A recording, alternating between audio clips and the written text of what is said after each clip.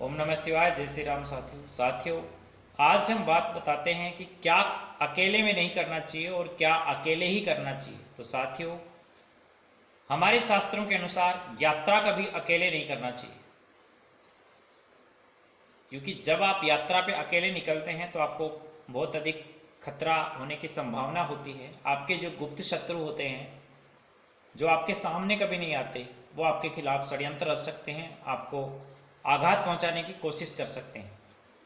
इसीलिए बड़े बड़े जो सेलिब्रिटी होते हैं, पॉलिटिशियन होते हैं, जो जब भी अपने एरिया से बाहर जाते हैं, अपने क्षेत्र से बाहर जाते हैं, तो वो पूरी सिक्योरिटी के साथ अपने विश्वसनीय लोगों के साथ यात्रा करते हैं।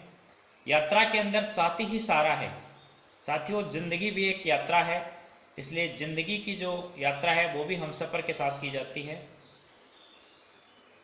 ताकि यात्रा में अगर कोई हमसफ़र होता है या साथी साथ में होते हैं, समूह में यात्रा होती है, तो खुशी दोगुनी हो जाती है और दुख बट जाता है।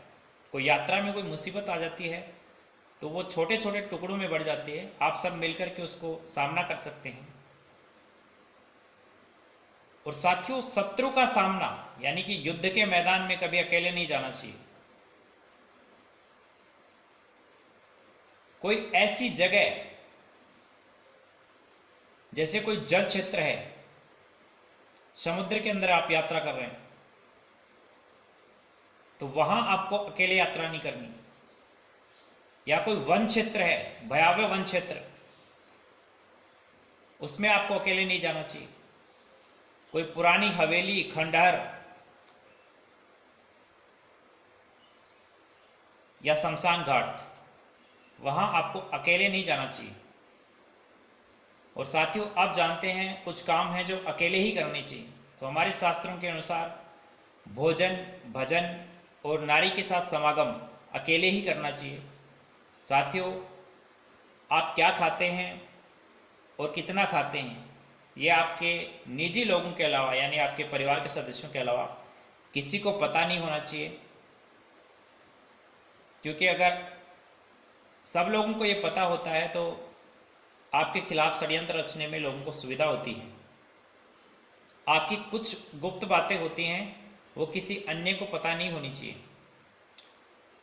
पति पत्नी की गुप्त बातें और पति पत्नी का समागम है वो एकांत में ही होना चाहिए। और आप जब अपने जीवन का लक्ष्य निर्धारित करें, अपने जीवन के बारे में जब सोचें, लिखें, तो साथियों आपको एकांत में रहना चाहिए, अर्थात अकेले ही लिखना चाहिए।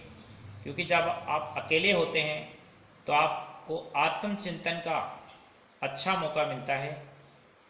समूह में आप आत्मचिंतन नहीं कर सकते। इसलिए साथियों, जब भी आपको आत्मचिंतन करना हो, अपने ज़िंदगी का लक्ष्य निर्धारण करना हो, या अपनी जो हमसफ़र है उसके साथ समय बिताना हो, तो आपको अकेले रहना चाहिए।